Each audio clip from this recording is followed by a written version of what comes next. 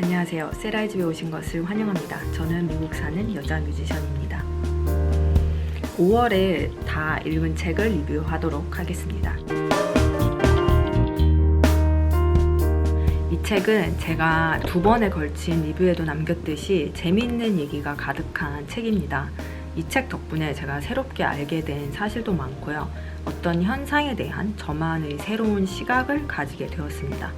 개인적으로는 Talking to Stranger 타인의 해석에서 제가 공감한 부분이 좀 더 많았던 것 같아요. 이 책에서는 같은 내용을 가지고 말콤 글래드웰이 해석한 거랑 저의 개인적인 생각이랑은 차이가 좀 많았어요. 예를 들면 워너브라더스에서 우편물을 방마다 배달해주던 브라이언 그레이저이라는 남자가 자신의 보스에게 남은 방을 하나 달라고 해서 전화를 해서 그래요. 저는 워너브라더스 비즈니스 어페어의 브라이언 그레이저입니다. 라고 거짓말을 하면서 사람들을 만난 게 들통이 나서 결국은 회사에서 잘렸지만 나중에 그의 아이디어가 NBC 방송국에 채택되었다. 이런 이야기들. 말콤 글래드웰은요, 그것들에 대해서 좀 찬양을 하고 있어요. 상위 그룹 사람들의 그들만의 문이 너무 닫혀 있으니까 그거를 좀 뚫으려면 반칙을 해도 괜찮다. 저는 개인적으로 그게 마음에 들지는 않았습니다. 한국에서도 유명한 브랜드인지는 모르겠는데 네스티겔이라는 의류 브랜드의 CEO가 걸보스라는 책을 펴냈었거든요. 그게 넷플릭스 시리즈로도 나오고 아무튼 난리가 났었던 적이 있어요. 그 브랜드는 지금 망해서 안 나오고 있는데 넷플릭스도 그 네스티겔이라는 거를 시즌 1만 하고 그 이후의 에피소드들은 모두 캔슬이 되었어요. 그런데 당시만 해도 이 브랜드하고 소피아 아모로스의 성공 신화가 되게 이슈가 되고 있어가지고요. 그 책에 심지어는 이 저자가 옛날에 어떻게 샵 리프팅을 했는지도 나와 있어요. 그러니까 성공을 하면 예전에 자기가 잘못했던 거 괜찮다. 그게 막 여과 없이 책에 나오고요. 이런 시각이 좀 있는 것 같습니다. 아무튼 이 책은 좀 되게 흥미로웠어요, 저한테는. 저는 불행하게도 이 책이 나왔을 당시 한국 책을 구할 수가 없어서 넷플릭스 시리즈로 먼저 봤어요. 1년 정도가 지난 시점에서 드디어 이북으로 구매해서 읽어보았는데요. 첫 느낌은 이경미 감독님이 어쩜 이렇게 원작을 잘 소화해내셨을까 하는 생각이 들었던 거고요. 판타지라는 장르에서 한국적인 좀 동양적인 요소들을 뽑아오시면서 그것을 학교라는 공간에 접목을 시키면서 완전 새로운 공간이 탄생을 한 거잖아요. 그게 너무 저는 좋았고, 책 마지막 작가의 말에서 이제 본인이 재밌으려고 이제 쓰셨다라고 하셨는데 저도 좀 같은 걸 느꼈어요. 읽으면서 되게 재미가 있었습니다. 어떤 목적성이라든가 이런 게 있는 게 아니라 그냥 와 진짜 신기하다, 진짜 재밌다 이러면서 읽었거든요. 제가 텔레비에 이 정세랑 작가님이 나오신 걸 잠깐 봤는데 엄청 특이하신 분인 것 같았어요. 이 책도 제가 너무너무 궁금했던 책이었고 나온 지 좀 되었는데 아직도 열기가 식지 않고 있죠. 소재도 특이하고 이야기가 탄탄해서 그런지 되게 오랫동안 사람들의 사랑을 받는 것 같아요. 요즘에 미국에서도 코리아닷돈이라고 해서 한국 책을 읽는 릴레이 같은 걸 챌린지를 하거든요. 그래서 그런지 아몬드 리뷰가 유튜브에 영어로 많이 올라와 있더라고요. 청소년 소설인데도 불구하고 저한테는 좀 소재가 무거웠어요. 근데 저는 이 책이 고니의 이야기이기도 한 것 같아요. 책 끝에 작가님이 아이의 엄마가 되시고 나서 어떤 아이는 사랑받을 가치가 없는 걸까? 라는 의문에서 시작해서 아주 나쁜 아이라도 사랑받을 수 있어야 하지 않을까? 라는 생각을 하시면서 썼다는 말씀이 되게 마음에 남았고요. 작가님의 그런 마음이 잘 전달이 된 것 같습니다. 끝에 진짜 많이 울었어요. 베르나르 베르베르의 고양이를 드디어 읽었습니다. 이 책은 밀리의 서재에서 읽었는데 아쉽게도 5월 말부터는 서비스가 종료가 됩니다. 밀리의 서재를 지금 5개월 정도 넘게 이용 중인데요. 사용하면서 조금 아쉬운 점들이 발견이 되고 있어요. 일단 책을 되게 좋아하시는 분들의 경우 신간이 나오면 빨리 읽고 싶잖아요. 신간에 접근하기가 좀 어렵다는 점, 고전들도 없는 게 꽤 많아요. 돈키호테 같은 것도 있었는데 지금은 서비스가 안 되고 있다던가. 대신에 요즘 나오는 에세이집이나 좀 출판사에서 밀어주는 약간 상업적인 그런 책들은 꽤 많습니다. 그래서 자칫 잘못하면 양질의 책을 읽는 게 아니라 인터넷 뉴스를 스크롤하듯이 그런 사태가 일어날 수도 있겠다라는 생각이 들었습니다. 옛날에 킨들로 한 달에 2권의 책을, 영어로 된 책을 읽었다면 요즘에는 흥미 위주의 한국 책을 너무 손쉽게 접할 수가 있으니까 영어 공부도 좀 덜 하게 되는 것 같고 되게 빨리빨리 읽히는 그런 책들만 밀리 서재에서 읽는 건 아닐까? 그런 생각도 좀 듭니다. 읽고 싶은 한국 책은 내가 직접 알라딘 그 이북으로 사는 게 좋겠다라는 생각을 하기도 했습니다. 밀리의 서재가 점점 더 커머셜하게 갈지 아니면 책을 진짜 읽으시는 분들에게 더 포커스를 맞출지는 모르겠지만 거기에 따라서 저희 구독 서비스도 판가름이 나겠죠. 고양이는 제가 베르나르 베르베르의 팬이라서 읽었고요. 좀 이 책은 지식의 나열, 자기 의견의 나열, 그거에 그치지 않았나 하는 생각이 듭니다. 단 소재는 좋아요. 그런데 그게 좀 더 흥미롭게 펼쳐지진 못한 것이죠. 처음에 피타고라스의 존재를 우리가 소설에서 발견하고 아 이제부터 시작이다 이제 하고 읽게 되는데 그 흥분이 끝까지 우리를 만족시켜주지를 못합니다. 일단 베르나르 베르베르가 좋아하는 소재가 있어요. 인류의 몰락 혹은 살아남은 자들의 그 자들만이 작은 그룹을 형성해서 새로 사회를 만들고 거기서 다시 도시가 형성되고 하는, 그러니까 모두 파멸시키고 새로 만드는 그런 포뮬라, 그런 게 있어요. 예전 신에서도 그랬고 제3인류에서도 그랬죠.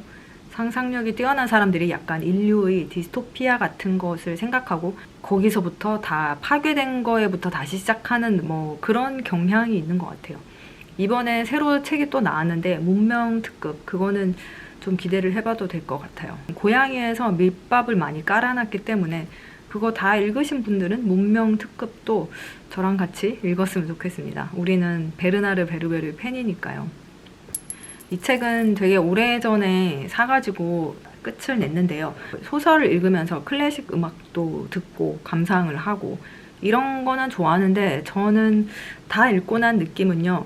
우리가 일반적으로 음악하는 사람들에 대해서 가지고 있는 몇 가지 타입의 그런 판타지라든가 아니면 스테레오 타입 같은 거 그런 게 좀 있는데 작가님이 그런 판타지를 너무 이제 책에다가 그렇게 쏟아붓지 않았냐 하는 생각이 좀 들었습니다. 그 천재들은요 정말 한둘 뿐이고 그거를 가지고 소설을 쓰시려면은 조금 더 재밌게 쓰실 수도 있었는데 너무 음악을 표현하는 거에 있어서 음악한 사람인 제가 읽었을 때는 막 거기에 빠져들지를 못했어요. 제가 음악을 해서 그런지 막 음악에 대해서 엄청나게 막 그 묘사를 하시는 것들이 저는 좀 빠져들지를 못했습니다. 작가님이 음악에 대해서 판타지를 갖고 계신 것 같아요. 이 4명이 다 천재들이잖아요. 그러면 좀 재밌는 일도 많이 벌어졌을 수도 있을 것 같은데 그런 일들이 사건이 안 벌어져요. 그러니까 제일 그나마 흥미로웠던 사건은 다 같이 뭐 장어 먹으러 가는 넷이 만나서, 그거 말고는 어떤 여성으로서, 그러니까 작가님이 이제 여성인 분인데 여성으로서 자기가 약간 갖고 있는 판타지 같은 거 있잖아요. 자기는 약간 천재고 더 천재인 남자인데 막 브라질하고 뭐 이렇게